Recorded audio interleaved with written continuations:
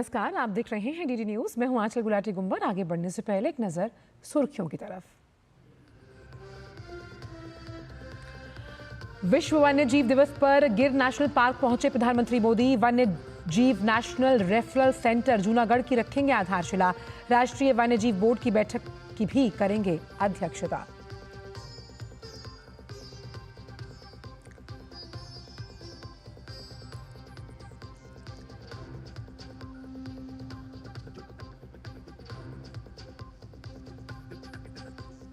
चौबीस से 26 मार्च के बीच पेश होगा विकसित दिल्ली के लिए बजट। मुख्यमंत्री रेखा गुप्ता ने मांगे ईमेल और व्हाट्सएप नंबर जारी कर मांगे सुझाव। विधानसभा में आज कैग रिपोर्ट के अलावा पानी की कमी, सीवर की समस्या और नालों की सफाई पर भी चर्चा।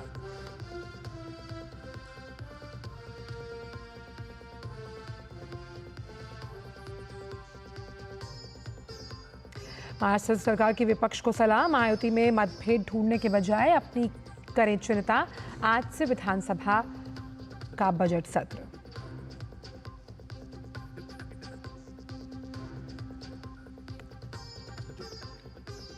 जम्मू कश्मीर, लद्दाख और हिमाचल प्रदेश समेत उत्तर भारत के कई हिस्सों में आज तेज बारिश की संभावना। उत्तराखंड के पर्वतीय इलाकों में बर्फबारी का येलो अलर्ट।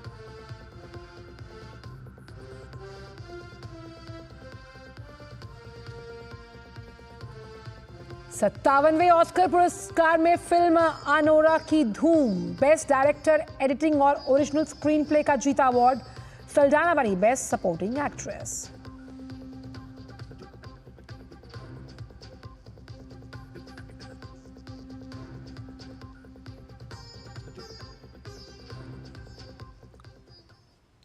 और आइए अब जान लेते हैं इन सभी खबरों को विस्तार के साथ। प्रधानमंत्री नरेंद्र मोदी इस समय गुजरात में हैं। आज विश्व वन्य जीव दिवस पर प्रधानमंत्री एशियाई शेरों के लिए मशहूर गिर नेशनल पार्क पहुंचे। यहां उनका एक खास अंदाज भी सभी ने देखा। प्रधानमंत्री ने सफारी के दौरान खुद फोटोग्राफी की। एशियाई शेरों के संरक्षण के लिए भारत अपना भरपूर योगदान दे रहा है। आज प्रधानमंत्री वन्य जीव नेशनल रेफरल सेंटर जूनागढ़ की आधारशिला भी रख रहे हैं। ये केंद्र राष्ट्रीय वन्य जीव रोग निदान केंद्र के रूप में कार्य करेगा। शेरों के लिए घातक साबित होने वाली बीमारियों पर नजर रखने और उनकी रोकथाम की दिशा में ये महत्वपूर्ण प्रयास है। प्रधानमंत्री मोदी राष्ट्रीय वन्य जीव बोर्ड की एक उच्च स्तरीय बैठक की अध्यक्षता भी करेंगे। बैठक में विभिन्न राज्यों के प्रतिनिधि, एनजीओ, वन्य जीव विशेषज्ञ शामिल होंगे। इसका मुख्य उद्देश्य वन्य जीव संरक्षण के लिए नीतियों को और मजबूत करना है। प्रधानमंत्री शासन के वन कर्मचारियों से संवाद भी करने वाले हैं। प्रधानमंत्री जमीनी स्तर पर संरक्षण रणनीतियों को और प्रभावी बनाने के तरीकों पर भी करेंगे चर्चा।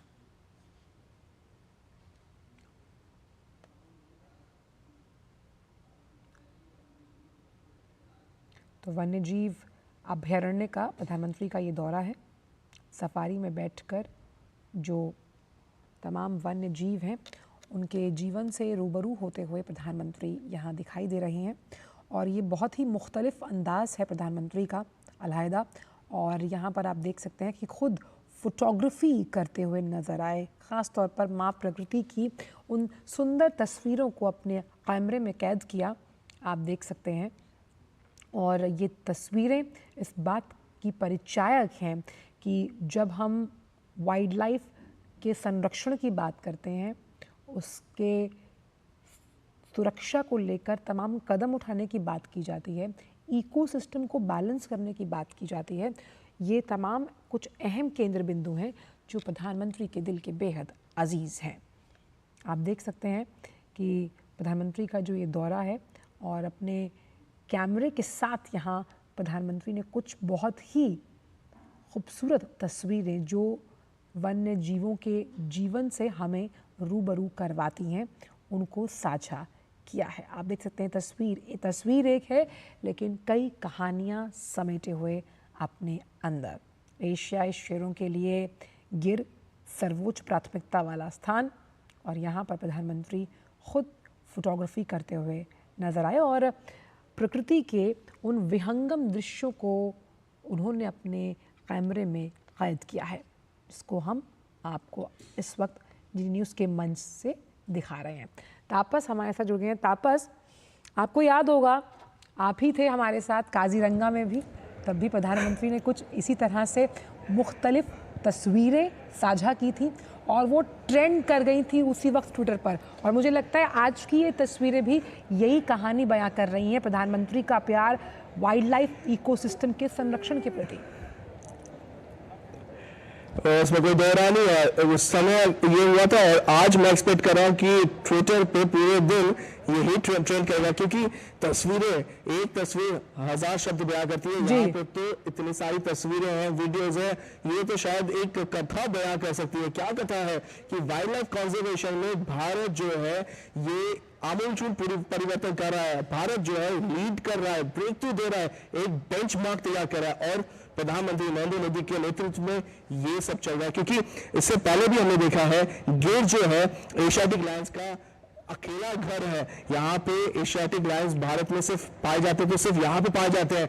और जब प्रधानमंत्री यहाँ पे चीफ मिनिस्टर भी थे तब भी हमने देखा 2007 में जो एक चेंजेस लेके आए थे, खुद एक हफ्ते रुके भी थे यहाँ। ये जो गिर नेशनल पार्क था उसका उन्होंने तब पूरा का पूरा परिवर्तन किया था और आज प्रधानमंत्री बन के यहाँ पे जब आए हैं तो भी हम देख पा रहे हैं कि ये कितना महत्वपूर्ण है, कितना इंपॉर्टेंट है गिर नेशनल पार्क, ना सिर्फ भारत के लिए बल्कि पूरे विश्व के लिए। एक अहम बात आपको बताना चाहूंगा आज आपके माध्यम से पूरे देशवासियों को, शायद बहुत से देशवासियों को नहीं पता है, हम लोगों ने स्टार्ट किया था इंटरनेशनल बिग कैट अलायंस। प्रधानमंत्री नरेंद्र मोदी की तर्ज पे ये शुरुआत हुई है और ये शुरुआत क्या है, 10 ऐसे प्रजातियां हैं कैट्स की, ये कैट्स यानी बिल्लियों की, जैसे कि बाघ हो गए, चीते होंगे, पूमा हो गया, लायंस हो गए। ये ऐसी 10 प्रजातियां हैं जो कुछ जगहों पे विदेशों में, देश में विलुप्त हो चुकी है।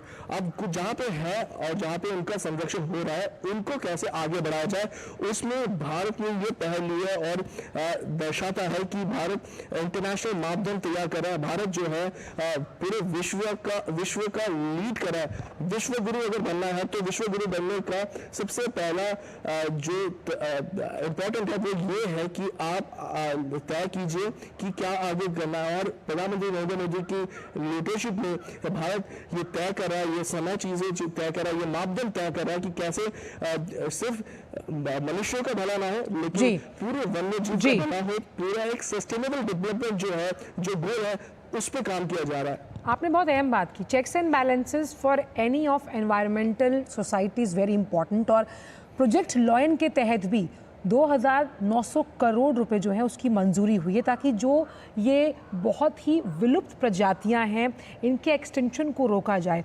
उस लिहाज से प्रधानमंत्री की प्रतिबद्धता इस तरफ साफ नजर आती है।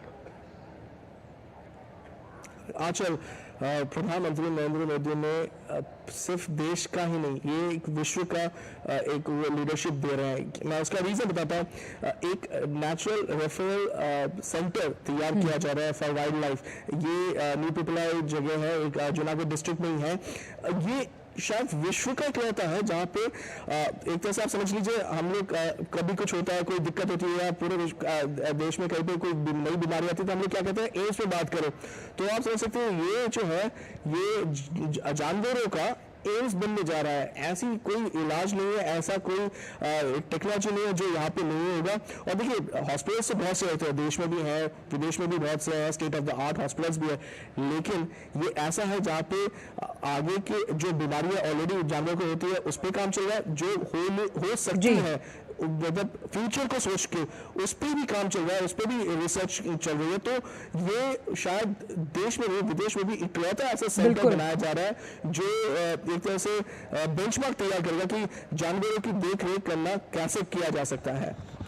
ताबस, सबसे अहम बात यहाँ पर यह भी है कि प्रधानमंत्री का जो एक अलग अंदाज हमने यहाँ देखा, खुद कैमरा पकड़े हुए और वो खुद प्रकृति से इतने करीब से अपने आप को उन्होंने कहीं ना कहीं समर्पित कर दिया और ये बहुत ही अलग अंदाज है प्रधानमंत्री का। और मुझे लगता है कि गिर अपने आप में अब सोशल मीडिया पर तो ट्रेंड करेगा ही, लेकिन जिस टूरिस्ट डेस्टिनेशन के तौर पर इस तरह की जगहों को विकसित करने की बात प्रधानमंत्री करते हैं, जहां विकास भी हो रहा है और आप संरक्षण भी कर रहे हैं इन वन्य जीवों का। शानदार है, मतलब आंचल इससे अच्छा शायद मैं नहीं कह सकता। जिस तरीके से आपने कहा दो चीज़ें इसमें बहुत अहम है। मैं आपको सबसे पहले आपको बताता हूँ, जिस तरीके से आपने कहा कि फोटो ले रहे हैं, जो फोटोग्राफ्स आए हैं, जो वीडियोस आई है, वो तो इतनी शानदार है। एक प्रोफेशनल फोटोग्राफर शायद मात खा जाए, मैं ये कहना चाहूँगा। और एक चीज़ आपने नोट की होगी, ये उन्होंने जो जैकेट पहनी है वो जो वहाँ के वन्य जो सेव करते हैं, जो बीट के लोग होते हैं, वन्य बीट के लोग जो ऑफिसर्स होते हैं, वो वहाँ के पहनते हैं। वो खुद उनको पहन के कि वो महसूस करना चाह रहे थे कि कैसे ये लोग यहाँ पे काम करते हैं। क्योंकि देखिए ये 24 घंटे की काम है, ये यहाँ पे एंटी पोचिंग के लिए जानवरों का ध्यान रखना, ये सब 24 घंटे काम होता है। ऐसा नहीं कि आज छुट्टी आज नहीं करेंगे, 24 घंटे काम होता है, बहुत मेहनत का काम है। और आज प्रधानमंत्री इन लोगों से बात भी करेंगे, खासतौर से जो महिला हैं जो यहाँ पे दिन रात काम करती है, तो उनसे भी बात करेंगे। लेकिन आज प्रधानमंत्री ने उस जैकेट को पहन के, और अहम बता रहा, एक सिंबॉलिक जेस्चर था। पीछे उनके जैकेट के ठीक पीछे दो शेर के पंजे के निशान भी आप देखेंगे, फोटोज में एक आया है जी, वो दर्शाता है। मतलब अगर मैं कहूँ एज ए सिंबॉलिक जेस्चर कि शेरों का आशीर्वाद उनको प्राप्त है कि आप शेरों के लिए इतना कुछ कर रहे हैं, हम आपको आशीर्वाद देते। तो एक सिंबॉलिक जेस्चर भी कहा जा सकता है। यहाँ पे लोग यही कह रहे थे, और उनकी खुद की पर्सनालिटी भी कुछ हम जानते हैं तापस की उनकी खुद की पर्सनालिटी भी ऑलमोस्ट इसी इक्विवेलेंट है। और ये पहली बार नहीं है, प्रधानमंत्री जब गुजरात के मुख्यमंत्री भी रहे तो 2007 से वो लगातार जो वन्य जीव है उनके लिए काम करते हैं। बहुत बहुत शुक्रिया तापस, अब तो लगातार जब ये तस्वीरें ट्रेंड करेंगी आप लगातार हमारे साथ बुलेटिन्स में जुड़ेंगे। बहुत बहुत शुक्रिया इन तमाम जानकारियों को हमसे साझा करने के लिए। तो प्रधानमंत्री का प्यार वन्य जीवों की तरफ आपने देखा ही है, और इसीलिए प्रधानमंत्री ने आज विश्व वन्य जीव दिवस पर पशु प्रेमियों को शुभकामनाएं दी। उन्होंने अपने सोशल मीडिया प्लेटफॉर्म एक्स पर एक वीडियो साझा करते हुए कहा कि आज विश्व वन्य जीव दिवस है और इस पर आइए हम अपने ग्रह के अविश्वसनीय जैव विविधता की रक्षा और संरक्षण के लिए अपनी प्रतिबद्धता को दोहराएं। प्रत्येक प्रजाति एक महत्वपूर्ण भूमिका निभाती है। आइए आने वाली पीढ़ियों के लिए उनके भविष्य की रक्षा करें। हम वन्य जीवों के संरक्षण और सुरक्षा में भारत के योगदान पर गर्व करते हैं।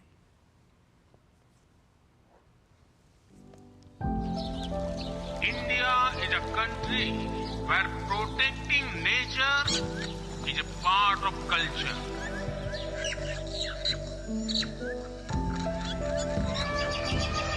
This is why it has many unique achievements in wildlife conservation.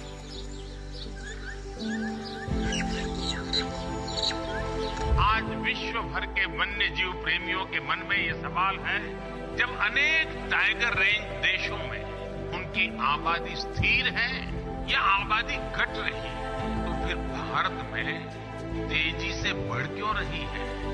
इसका उत्तर है भारत की परंपरा, भारत की संस्कृति और भारत के समाज में बायोडायवर्सिटी को लेकर, पर्यावरण को लेकर जो हमारा स्वाभाविक आग्रह है, और वही सफलता के अंदर छिपा हुआ है।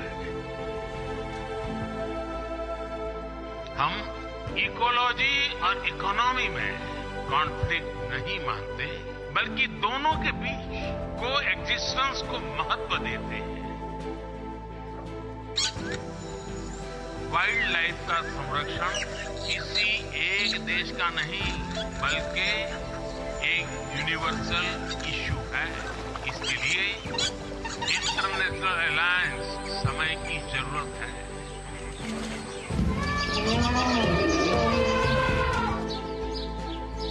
मानवता का बेहतर भविष्य तभी संभव है जब हमारा पर्यावरण सुरक्षित रहेगा। और कलाकार सुदर्शन पटनायक द्वारा विश्व वन्य जीव दिवस के मौके पर ओडिशा में समुद्र किनारे रेत से अद्भुत कलाकृति बनाई गई।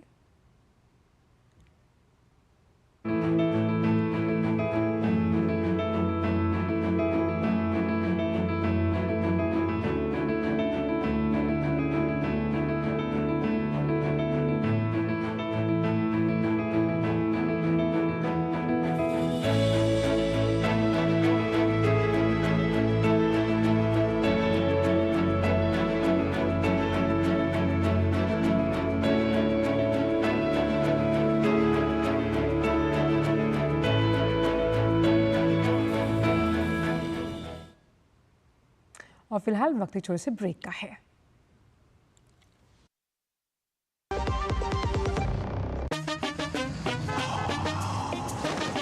कैसे धंधा बढ़ेगा, कैसे गल्ला चलेगा, कैसे टाइकून बनेगा, ये काफी नहीं बेटा, जो स्कूटर है तेरा कब रॉकेट बनेगा। सिर्फ नजर बट्टू लगाने से बिजनेस बढ़ता तो हर बड़ा बिजनेस यही करता। बिजनेस बढ़ता है क्रेडिट से। अपनी दुकान में क्रेडिट ऑन यूपीआई अपनाओ। कस्टमर्स को यूपीआई पे क्रेडिट मिलेगा तो कस्टमर्स बढ़ेंगे और उनकी शॉपिंग भी। क्या समझे? अपने पेमेंट पार्टनर से संपर्क करें। जब धरती चीर कर निकलता है लोहे का पत्थर और मिलता है मोंगिया के जोश से, फिर तपता है, पिघलता है और बनता है फौलाद। अब होता है सरिया सारी खूबियों के साथ। मोंगिया स्टील, मजबूत देश का मजबूत सरिया। ब्रेक के बाद सभी का स्वागत। बढ़ते हैं आगे। प्रधानमंत्री नरेंद्र मोदी ने कल द्वादश ज्योतिर्लिंग में से प्रथम ज्योतिर्लिंग सोमनाथ मंदिर में पूजा अर्चना की। उन्होंने अपने सोशल मीडिया प्लेटफॉर्म एक्स पर सोमनाथ मंदिर का एक वीडियो भी साझा किया। आइए आपको दिखाते हैं।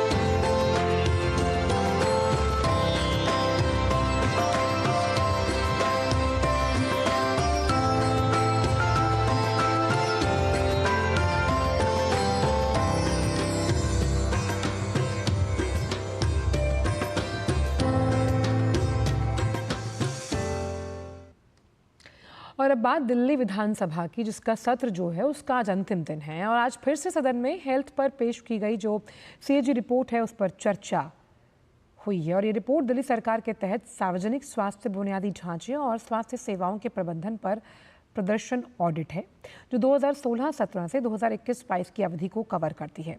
इस रिपोर्ट में कोविड के दौरान जो तमाम पैसे हैं उसका कम उपयोग, परियोजनाओं में देरी, अस्पताल में दवाओं और स्टाफ की कमी की बात सामने आई।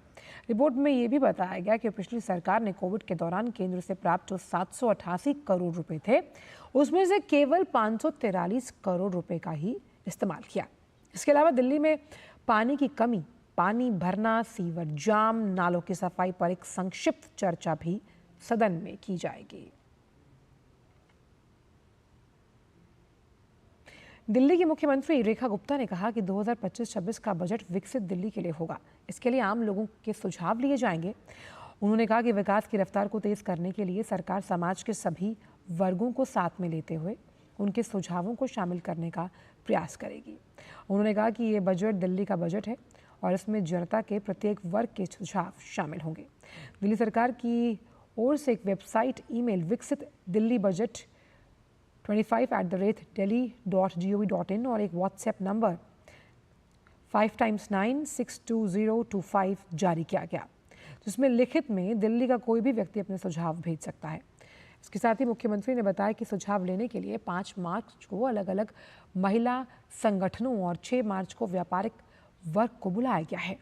इसके साथ ही दिल्ली देहात सभी शिक्षा जगत के लोग, युवा मंत्रीगण और विधायकों से मिलेंगे और उनके सुझाव लिए जाएंगे।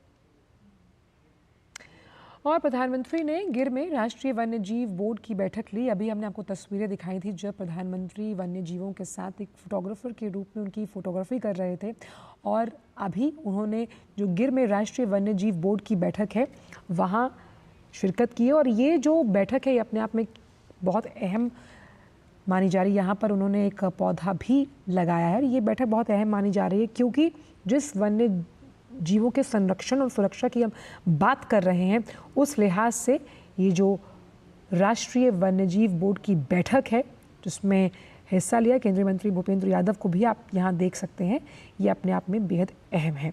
7वीं बैठक है ये, और एशियाई शेरों का एकमात्र घर यानी गिर, उसके लिए गुजरात के सीएम के तौर पर भी प्रधानमंत्री ने कई युगांतकारी फैसले लिए थे। और इस वक्त ये गिर में राष्ट्रीय वन्यजीव बोर्ड की बैठक चल रही है। National referral centre wild life Junagadh Gujarat, जिसका जिक्र किया गया था अभी हमारे संवाददाता द्वारा, उसकी भी आधारशिला रखी गई है। और जो 16वां एशियाटिक लायन पॉपुलेशन एस्टिमेशन है उसको भी, और कैसे अलग अलग जो कदम उठाए जा रहे हैं वन्य जीवों के संरक्षण के लिए, उन तमाम कार्यक्रमों में भाग लेते हुए प्रधानमंत्री नरेंद्र मोदी। तो प्रधानमंत्री ने गिर में राष्ट्रीय वन्यजीव बोर्ड की बैठक ली है। आपने अपनी तस्वीरों में देखा, यहाँ पर उन्होंने एक पौधा भी लगाया प्रासंगिकता के तौर पर, और सफारी करते हुए एक अलग अंदाज भी देखा प्रधानमंत्री का। वहाँ की विजिटर्स बुक में भी अपने विचारों को अंकित करते हुए प्रधानमंत्री नरेंद्र मोदी, और हमने देखा था कि सफारी में एक खुली जीप में वो सवार थे जहाँ उन्होंने माँ प्रकृति के साथ वन्य जीवों की फोटोग्राफी की है। और प्रधानमंत्री की अध्यक्षता में ये जो बैठक हो रही है, कई युगांतकारी फैसले कि वन्य जीवों के संरक्षण और सुरक्षा को कैसे सुनिश्चित किया जाए, क्योंकि कई जो वन्य जीव हैं वो विलुप्त प्रजातियां हो सकती हैं, और उस विलुप्त प्रजातियों को संरक्षित करके इकोसिस्टम को मेंटेन करना ये प्रतिबद्धता है। प्रधानमंत्री ने राष्ट्रीय वन्यजीव बोर्ड की जो 7वीं बैठक है उसकी अध्यक्षता की। गुजरात के सासण गिर में हुई बैठक में केंद्रीय पर्यावरण मंत्री के साथ शीर्ष आला अधिकारी और अन्य हितधारक भी मौजूद रहे। बैठक में वन्यजीव संरक्षण से जुड़ी जो तमाम पहल हैं, जो तमाम प्रयास किए जा रहे हैं, उन पर मंथन हुआ है। प्रधानमंत्री ने इसे लेकर महत्वपूर्ण सुझाव दिए हैं। प्रधानमंत्री ने वन्यजीव नेशनल रेफरल सेंटर जूनागढ़ की आधारशिला रखी। 16वें एशियाई शेर जनगणना 2025 पहल का भी प्रधानमंत्री ने शुभारंभ किया, जो हमने आपको अपने तस्वीरों में भी दिखाया है।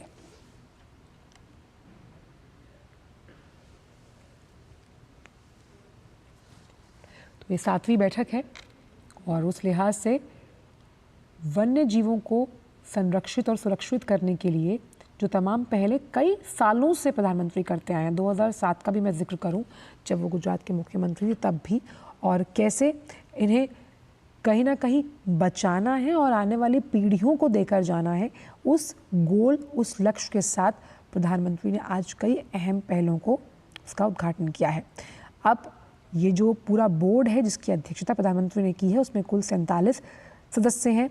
इसमें विभिन्न राज्यों के सदस्य हैं, NGO हैं, से जुड़े लोग हैं, वन सचिव आदि शामिल हैं। और एशियाई शेरों के एकमात्र घर सासण गिर में विकास के लिहाज से जो फैसले लिए जाने चाहिए, उन्हें संरक्षित करने के लिए, सुरक्षित करने के लिए, उस लिहाज से आज की ये बैठक बेहद अहम मानी जा रही है, क्योंकि देश विदेश से लाखों पर्यटक यहाँ आते हैं और वन्य जीवों की ज़िंदगी से उन्हें रूबरू करवाया जाता है, वो आनंद लेते हैं माँ प्रकृति का। तो इस लिहाज से भी ये बेहद अहम बैठक मानी जा रही है कि कैसे गिर क्षेत्र का समग्र विकास हो, शेरों का संरक्षण हो, और गिर के वन्य जीवन के संरक्षण के लिए अहम कदम उठाए गए हैं। उद्देश्य यही है कि वन्य जीव जो हैं उनके अगर खिलाफ जो अपराध होते हैं उसकी निगरानी की जाए। एशियाई शेरों और एशियाई शेरों के क्षेत्र में रहने वाले जो अन्य वन्य जीव हैं उनके संरक्षण के चक्र को भी और मजबूत करना बेहद ज़रूरी है। और इसीलिए वन विभाग में महिला बीट गार्ड वनपालों की भर्ती भी की गई थी, और गिर में लगभग 111 से ज़्यादा महिला श्रमिक सक्रिय रूप से कार्यरत भी हैं। और गिर क्षेत्र के साथ साथ गिर शेरों की स्थिति की समीक्षा के लिए जूनागढ़ रेंज के जो महानिरीक्षक हैं उनकी अध्यक्षता में मंथली जो है वो बैठकें भी की जाती हैं कि भाई किस तरह से जो तमाम प्रॉब्लम एरियाज़ हैं उन पर फोकस किया जाए और जहाँ चेक्स एंड बैलेंसेस की ज़रूरत है उसे वहाँ सुनिश्चित किया जाए। और एशियाई शेरों के संरक्षण के प्रयासों को बढ़ाने के लिए वन्य पनु मित्र योजना भी शुरू की गई और इस पहल का उद्देश्य क्या था कि जागरूकता बढ़ाई जाए, शेरों और वन्य जीवों की गतिविधियों पर नज़र रखी जाए, उनके जो बचाव कार्य हैं उसमें तीव्र गति यानी मिशन मोड में वो काम किया जाए, क्योंकि जो अभयारण्य हैं वहाँ पर तमाम जो अन्य वन्य जीव हैं उनके जीवन की सुरक्षा को भी सुनिश्चित करना इस सरकार का प्रथम उद्देश्य है। और कैसे जब हम गिर की बात कर रहे हैं, इन्हें पर्यटकों के लिहाज से एक उचित स्थान बनाना, कुछ ऐसा ही हमने काजीरंगा में भी देखा था। और हमेशा से प्रधानमंत्री की ये प्रतिबद्धता रही है कि जब हम माँ प्रकृति से, वन्य जीवों से कुछ लेते हैं तो ये हमारी नैतिक, मौलिक, सामाजिक और आर्थिक जिम्मेदारी है कि हम अपने कर्तव्यों का निर्वहन करते हुए माँ प्रकृति के प्रति जवाब दे रहे हैं और पारदर्शी तरीके से उन्हें उनका जो कर है वो वापस दिया जाए। वो कैसे दिया जाएगा? जब हम एक जिम्मेदार नागरिक के तौर पर अपने आचरण में वो तमाम केंद्र बिंदु लेकर आएंगे। इसीलिए आप देखिए तमाम जो स्टेक होल्डर्स हैं, जो वन विभाग से जुड़े हुए हैं, आपके सेना से जुड़े हुए लोग यहाँ पर मौजूद हैं, तो अलग अलग जो जॉनर ऑफ पीपल हैं उनसे उनके सुझाव, फिर उन सुझावों पे अमल करना, जो सुझाव ठीक नहीं है उन्हें हटाना और जिन सुझावों पर काम करना है उसके लिए एक रूपरेखा, एक ब्लूप्रिंट तैयार करना। तो ये 7वीं बैठक है और इस 7वीं बैठक में भी एशियाई शेरों को कैसे आने वाली पीढ़ियों के लिए संरक्षित किया जाएगा, उस लिहाज से कई बड़ी पहलें और प्रयासों को लेकर मंथन हुआ है। क्योंकि इंसान और जानवर का बेसिक फ़र्क यही है कि हम में तर्क करने की शक्ति है जो जानवरों में नहीं होती। तो उस लिहाज से तर्क करना और तर्क को कैसे आप एक सकारात्मक पहल में तब्दील करते हैं, ये आपके पास ताकत, ईश्वरीय ताकत है, जिसका जिक्र प्रधानमंत्री कई मल्टीलैटरल फोरम्स पर कर चुके हैं।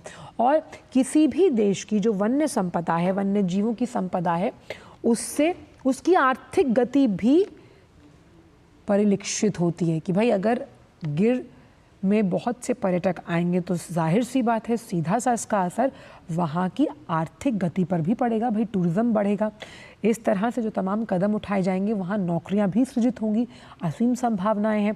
और माँ प्रकृति को जब आप सतत विकास के साथ जोड़ते हैं और इस सतत विकास में जिस बायोडाइवर्सिटी का जिक्र फ्लोरा एंड फौना प्रधानमंत्री कई बार कर चुके, जिसमें भारत प्रचुर मात्रा में ये मौजूद है, हमारे अलग अलग राज्यों में है, और इसी के मालिकाना स्वभाव को समझते हुए कई अहम फैसले आज भी यहाँ लिए गए हैं।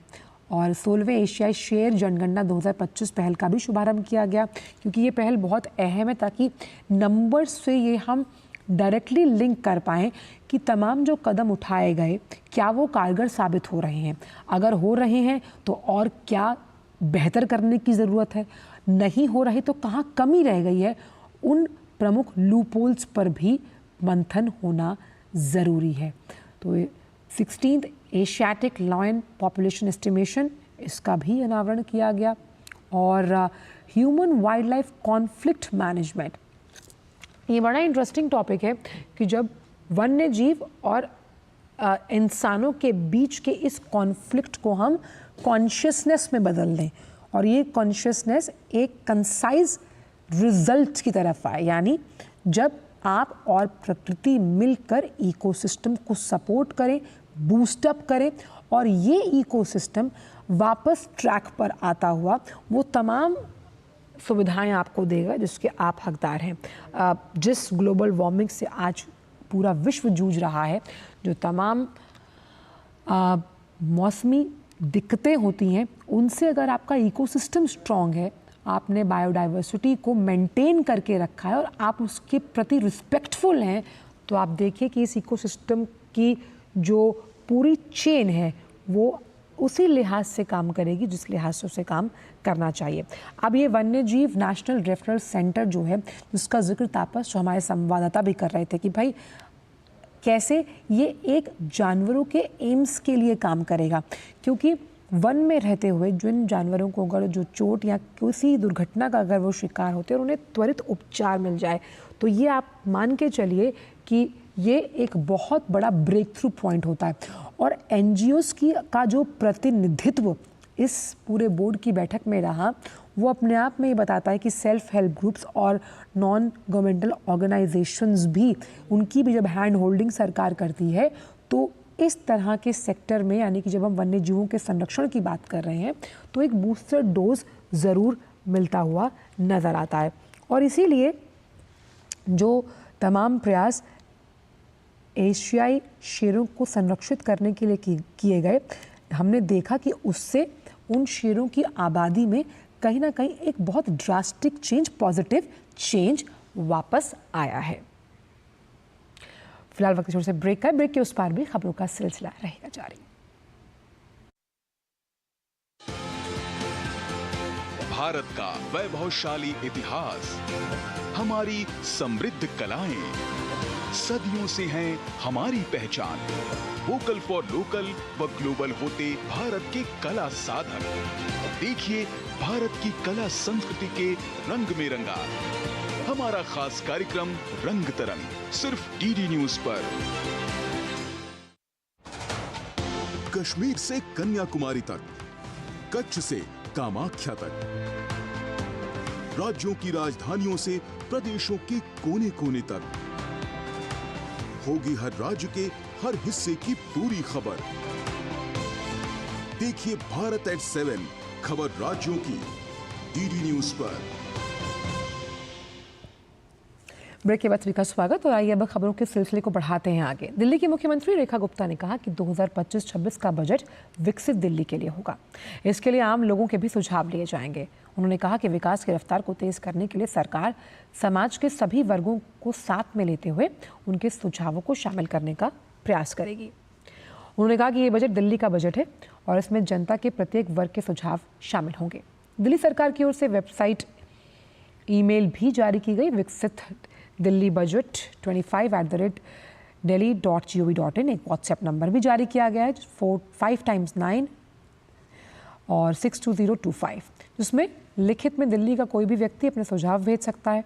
उसके साथ मुख्यमंत्री ने बताया कि सुझाव लेने के लिए 5 मार्च को अलग अलग महिला संगठनों और 6 मार्च को व्यापारिक वर्ग को बुलाया गया। इसके साथ ही दिल्ली देहात, सभी शिक्षा जगत के लोग, युवा मंत्रीगण, विधायकों से मुलाकात होगी, उनके सुझाव लिए जाएंगे। विकसित दिल्ली का बजट 2025-26, जिसे हम 24 मार्च से 26 मार्च के बीच में प्रस्तुत करने की तैयारी कर रहे हैं। दिल्ली की जनता ने हमारी पार्टी को जिता करके जो मौका दिया, पूर्ण बहुमत की सरकार दी मोदी जी के नेतृत्व में, हम जनता की उन सारी आकांक्षाओं की पूर्ति के लक्ष्य को ध्यान में रखते हुए सभी वर्गों की उन्नति, कल्याण और सर्वांगीण विकास के लिए कृत संकल्प हो। दिल्ली के विकास की रफ्तार को तेज करने के लिए सरकार जो है समाज के सभी वर्गों को साथ में लेते हुए उनके सुझावों को शामिल करने का प्रयास करें। सभी विभागों के अफसरों को निर्देश दे दिए गए हैं कि जनता की, दिल्ली के लोगों की भागीदारी जो है बढ़ाने के लिए सभी हितधारकों के सुझाव इसमें लिए जाए और उनके सुझावों को बजट में शामिल किया जाए। इस निमित्त दिल्ली सरकार की ओर से एक वेबसाइट, ईमेल आईडी विकसित दिल्ली बजट -25@delhi.gov.in और एक WhatsApp number 9999962025 WhatsApp number, email ID हमने जारी की है, जिसमें लिखित में दिल्ली का कोई भी व्यक्ति अपने सुझाव दे सकता है। और दिल्ली के गृह मंत्री आशीष सूद ने आज फिर एक बार आम आदमी पार्टी पर हमला बोला और कहा कि कैग रिपोर्ट के हर पन्ने के साथ आप सरकार के नए नए घोटाले सामने आ रहे हैं, जिसके लिए उन्हें सजा मिलनी ही चाहिए। हर कदम कदम पर शराब में घोटाला, दवाई में घोटाला, मोहल्ला क्लिनिक में घोटाला, ये घोटालों की सरकार थी। अरविंद केजरीवाल कहते थे ये अलग तरह की राजनीति करने आई है ये सरकार, बिल्कुल ठीक कहते थे। हमने उसे गलत समझा, दिल्ली की जनता ने गलत समझा। वो अलग तरीके की राजनीति करने आए थे, हर चीज में टेबल के नीचे से उन्हें कट चाहिए था, वो यही राजनीति करने के लिए आए थे। और दिल्ली की जनता के सामने उनके भ्रष्टाचार सीएजी एक्सपोज कर रही है। मैं सीएजी का आभार व्यक्त करता हूं और आम आदमी पार्टी को जितना दंडित किया जाए उतना कम है, क्योंकि उन्होंने सीएजी की रिपोर्ट छुपा के रखी। तेलंगाना के नागर कुरनूल में आज 10वें दिन भी बचाव कार्य जारी है। बचाव दल SLBC की आंशिक रूप से ढही सुरंग में फंसे 8 श्रमिकों को निकालने में जुटे हैं। फंसे हुए लोगों तक पहुंचने के लिए सुरंग खोदने में इस्तेमाल होने वाली मशीन TBM से रास्ता बनाया जा रहा है। श्रीशैलम लेफ्ट बैंक कैनाल सुरंग की छत ढहने के बाद इंजीनियर्स और मजदूरों के फंसने की इस घटना के बाद से ही बचाव कार्य जोरों पर है।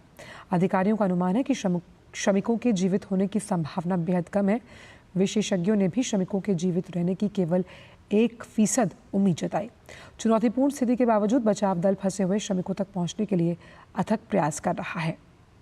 फिलहाल बचाव प्रयासों पर राज्य और केंद्र सरकार द्वारा कड़ी निगरानी रखी जा रही है।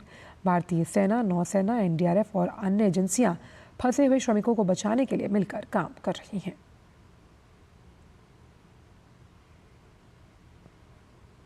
हरियाणा कांग्रेस कार्यकर्ता हिमानी नरवाल हत्याकांड में पुलिस को बड़ी कामयाबी मिली। पुलिस ने दिल्ली से एक आरोपी को गिरफ्तार किया। फिलहाल पुलिस गिरफ्तार आरोपी से पूछताछ कर रही है। हरियाणा पुलिस आज मर्डर मिस्ट्री से पर्दा उठा सकती है। कांग्रेस नेता हिमानी नरवाल का शव 1 मार्च को रोहतक में एक हाईवे के पास सूटकेस के अंदर मिला। हिमानी नरवाल ने राहुल गांधी की भारत जोड़ो यात्रा में भी शिरकत की थी। मृतक महिला कांग्रेस कार्यकर्ता हिमानी नरवाल की मां सविता ने कहा कि चुनाव और पार्टी ने मेरी बेटी की जान ले ली। आरोपी की गिरफ्तारी होने पर हिमानी नरवाल के भाई जतिन ने कहा कि गिरफ्तारी होने के बाद आज अंतिम संस्कार किया जाएगा।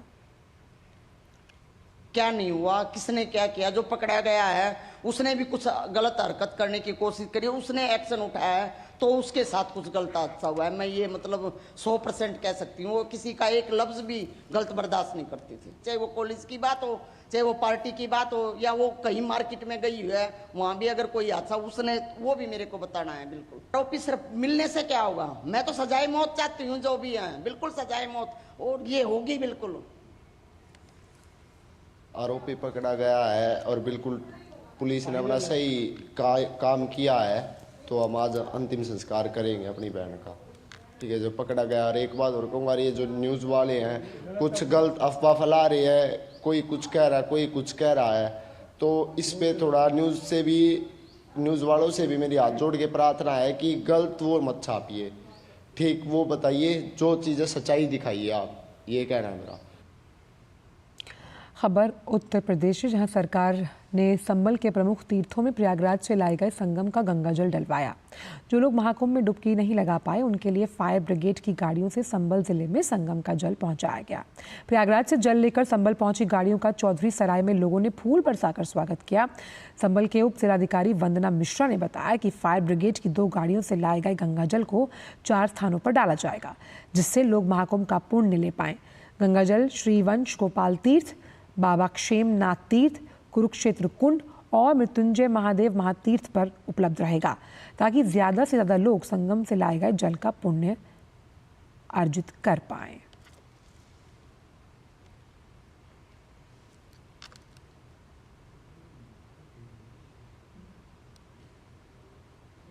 तो संबल के 4 स्थानों पर प्रयागराज के संगम का गंगाजल डाला जाएगा। जो लोग नहीं पहुंच पाए त्रिवेणी तट पर, उनके लिए ये एक स्पेशल सुविधा है और संबल के 4 स्थानों पर प्रयागराज के संगम का गंगाजल डाला जाएगा। जो तीर्थ चिन्हित है, इसके अलावा एक तो बाबा क्षेमनाथ का जो कुंड है, निमसार तीर्थ के रूप में जो यहाँ स्थानीय लोग जानते हैं उसको, वहाँ जाएगा। इसके अलावा कुरुक्षेत्र कुंड पर जाएगा और इसके अलावा मृत्युंजय महादेव का जो तीर्थ है। यहाँ आने का यह प्रयोजन है कि जो बहुत सारे ऐसे लोग हैं जो वृद्ध हैं, अशक्त हैं, उन तक भी महाकुंभ का जो पुण्य लाभ है वो पहुंच सके, और जो लोग भी वंचित रह गए, किन्हीं कारणों से, स्वास्थ्य कारणों से नहीं जा पाए हैं, उन तक भी या जन जन तक इस लाभ को पहुंचाया जा सके, यही इसका लक्ष्य है। वाराणसी में बाबा विश्वनाथ काशी विश्वनाथ मंदिर के दर्शन के अब तक सारे रिकॉर्ड टूटे और एक नया कीर्तिमान बना। महाकुंभ शुरू होने के 2 दिन पूर्व से लेकर 2 दिन बाद तक कुल लगभग 3 करोड़ श्रद्धालुओं ने दर्शन किए और सबसे ज्यादा दर्शन शिवरात्रि के दिन हुए। उस दिन लगभग 11 लाख से ज्यादा दर्शनार्थियों ने दर्शन किए। इसके अलावा लगभग 6 लाख से लेकर 7 लाख के करीब प्रतिदिन दर्शनार्थी जो हैं वो दर्शन करते हैं सुचारू रूप से, जहां मंदिर प्रशासन और कर्मचारियों ने पूर्ण संसाधनों का उपयोग कर सभी को दर्शन करवाए और उसके लिए तत्पर रहते हैं ताकि सभी को सुगमता पूर्वक दर्शन हो। दिव्यांग और बच्चों का विशेष रूप से ख्याल रखा जाता है।